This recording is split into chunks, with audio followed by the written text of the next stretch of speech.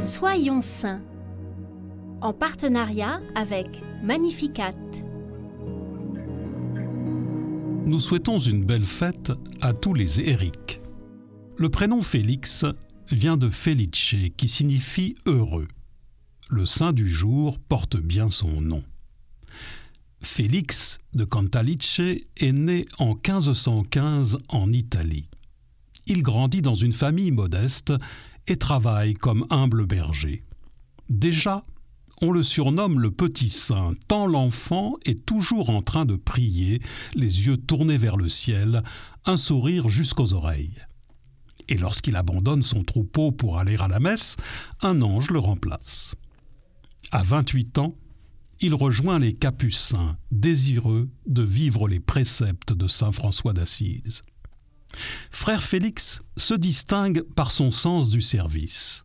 Il se dévoue totalement aux nécessiteux, vivant lui-même dans une extrême pauvreté et s'en remettant complètement à la Providence pour subvenir à ses besoins.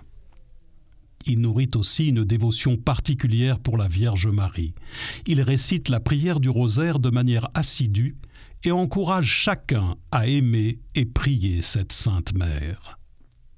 Plein d'humour et d'autodérision, il se surnomme lui-même l'âne des Capucins en raison de son apparence peu soignée et de son allure d'âne trop chargé. En effet, il est frère quêteur. Il porte ainsi une très lourde besace dans les rues de Rome, arpentant la ville chaque jour pour demander l'aumône. Qu'on lui remette quelques pièces, ou qu'on le rejette ou l'ignore, frère Félix répond toujours avec un « Deo gratias » souriant. Il est d'ailleurs surnommé par les habitants « frère Deo gratias ». Il supplie qu'on lui laisse sa lourde besace, désirant porter son fardeau jusqu'au bout.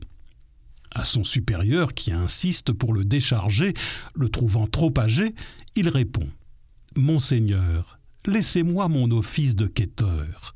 Un soldat doit mourir l'épée à la main, un âne sous sa charge et frère Félix sous sa besace. »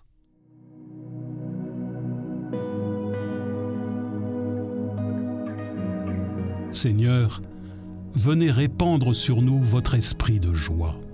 Que toute la journée nous soyons des chrétiens souriants, dans une action de grâce permanente. Saint Félix de Cantalice, pour nous aider à rester connectés au ciel toute la journée, venez imprimer sur nos cœurs cette phrase « Deo gratias ».